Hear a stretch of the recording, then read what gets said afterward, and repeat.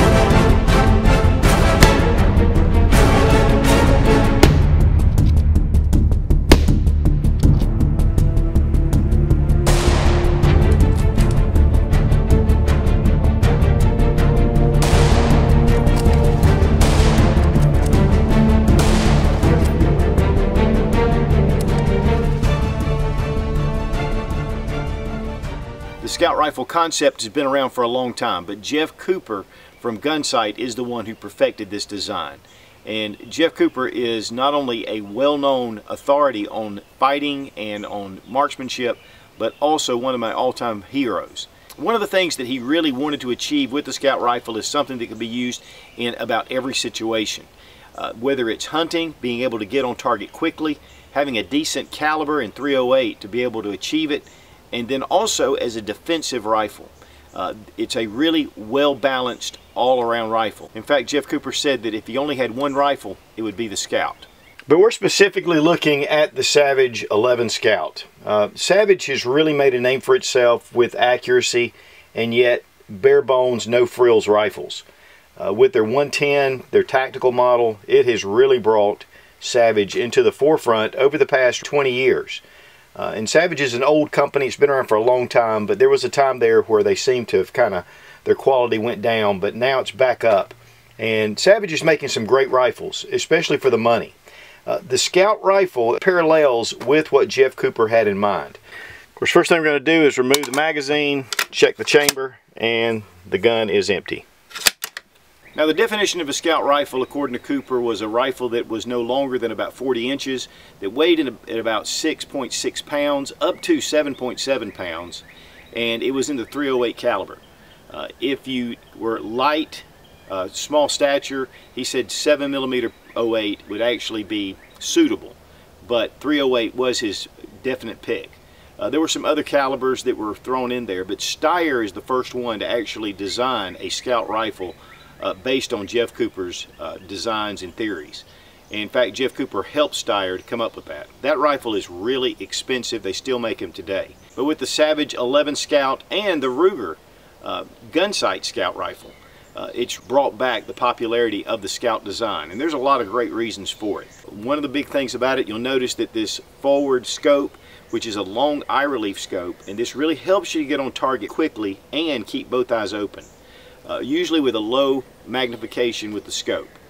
Also with peep sights in the back, and we have some Williams peep sights, and then this one does have the muzzle brake, which is not necessarily in Jeff Cooper's parameters. But also the Ching sling. It's a 3-point sling that makes it really easy to carry on your shoulder, and yet if you want to get really good tight shots, you can bring it up and tighten it down on your arm to give you a really stable platform. The sling has 3 points, and of course the Savage does have the mounts up front, and then of course one here at the back.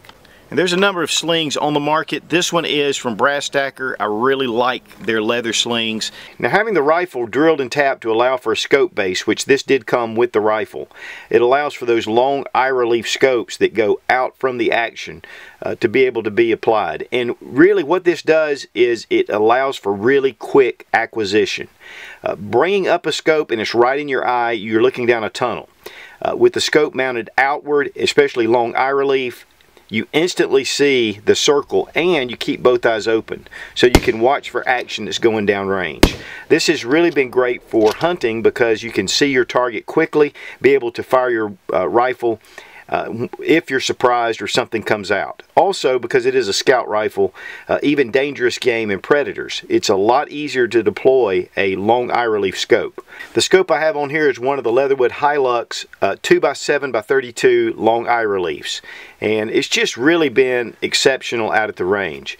One of the things you're really to do is use low power pretty much as possible. That'll give you the best field of view. And then if you want to get precision shots, you can just drive up your magnification. And of course this one goes to 7 power, so this really helps if you want to take longer shots and you need to get better accuracy. But having backup sights are extremely important with this setup. And here we have a Williams peep sight, has a ghost ring. This is fully adjustable. And then here at the front we have a post with ears to protect it. And so this is going to really allow you to be able to get good accuracy even with the iron sights. But they're still very fast to deploy. One of the big advantages too of a bolt gun like this is having a detachable magazine. And this is a 10-round magazine.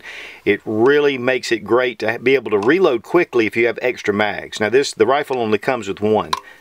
Now when loading the magazine, you think you want to load it up front like this, but it actually will go right through the top, which makes it really fast and easy to do. Again, it holds 10 rounds, so you've got a lot of capacity.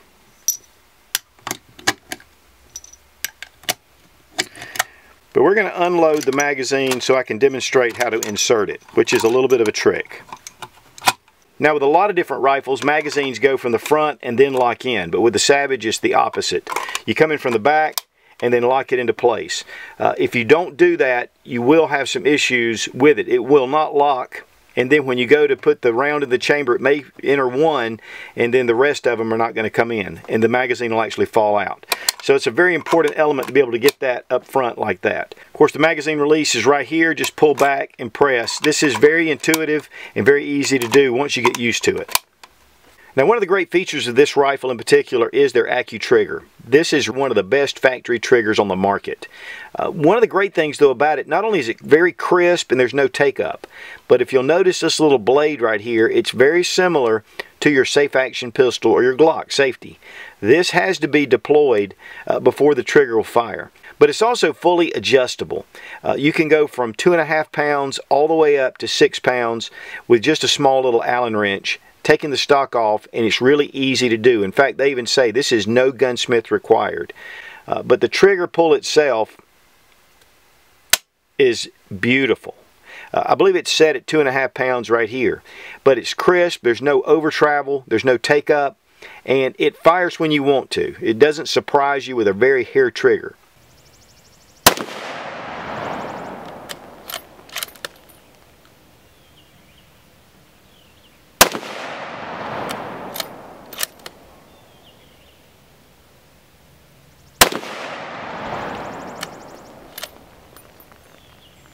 Now your manual safety is right here at the back of the receiver.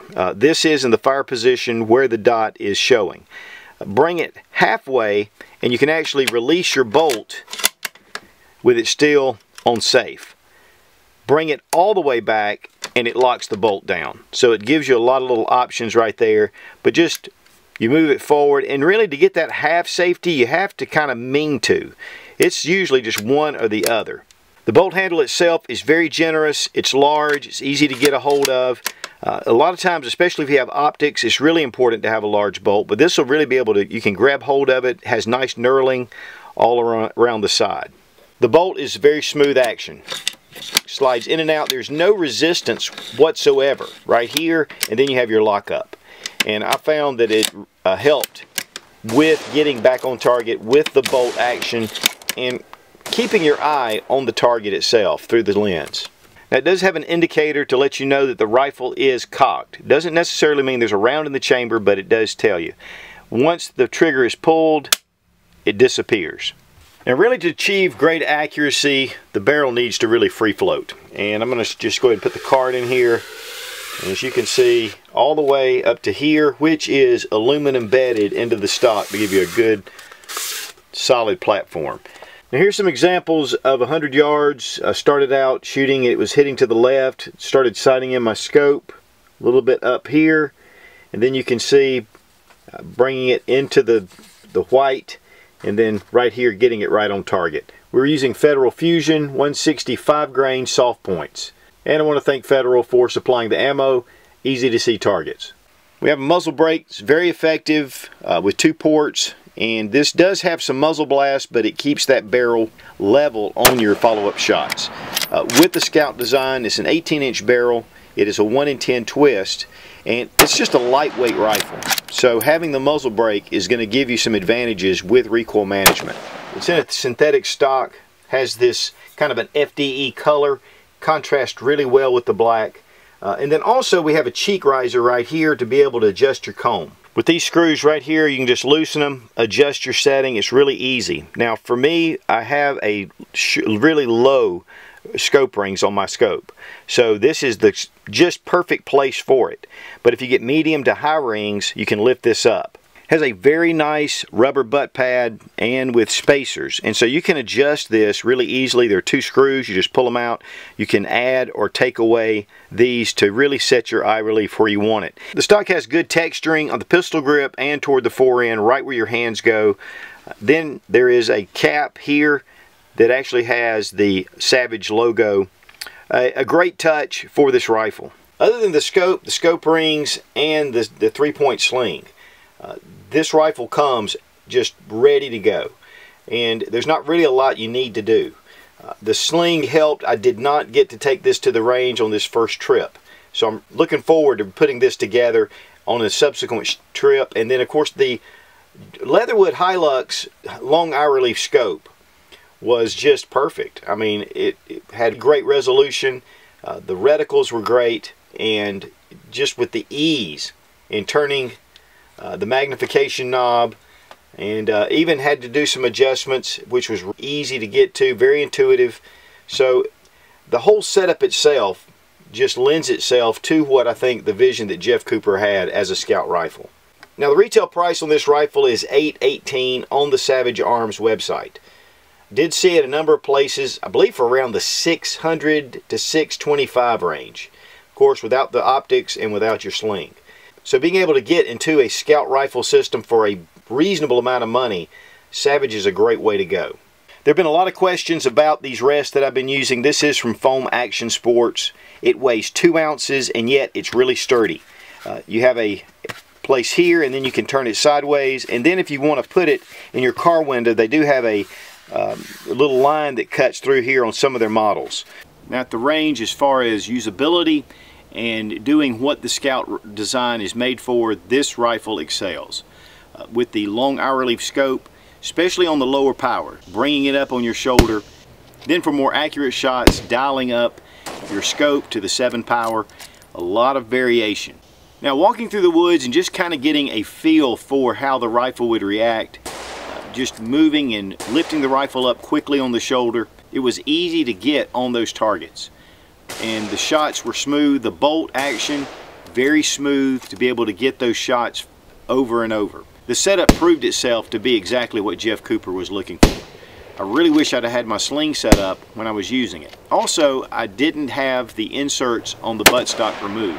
So I was having just a little bit of trouble, especially with higher magnification, to be able to see it and to get up on it. I had to kind of crook my neck a little bit. And once I took out the spacers, it's made it a lot easier. The recoil was mild. The trigger helped with accuracy because it's just so crisp. And really there's no excuse with this kind of rifle not to be able to do 450 meters with iron sights, or be able to get that 2 MOA. With the rifle with a free float barrel and with the aluminum bedded stock, so many different things that really lend itself to just a great rifle to have in the field. One of the things about the magazines is they are your standard Savage 308 magazines. So you can get these and to be able to have extras on hand without any trouble. Now I'm also going to be doing a review on the Leatherwood Hi-Lux 2 to 7 power long eye relief scope for your Scout setup. There are a number of different ones, but I just found that for the money, it's really going to be hard to beat this Leatherwood Hi-Lux for the quality you're getting. So the Savage Scout rifle in 308, thumbs way up. Be strong, be of good courage. God bless America, long live the Republic.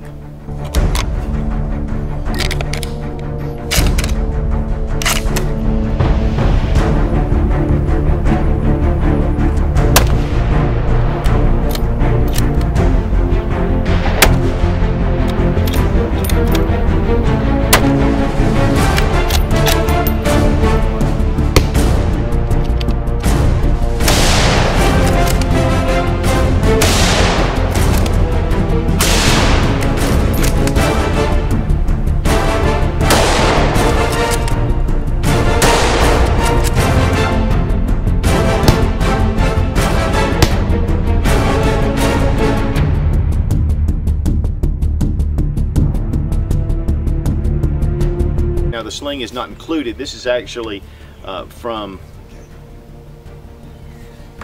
but also it has one of the chink slings, model 11 Scout.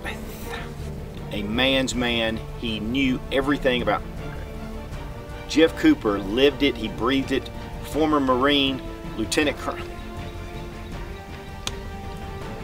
Half through the dot, but this will allow for you to open up your bolt. And it's not one of those. It does have a cock indicated, so having a muzzle brake really helps in keeping that muzzle and getting your second, third shots really easily. Really. Savage logo, which is a really. Okay. Being able to look through your sky. Of course, I didn't have my. This setup worked very well at the range. I didn't have my ching. I didn't have the what the freaking hell is that called? It's the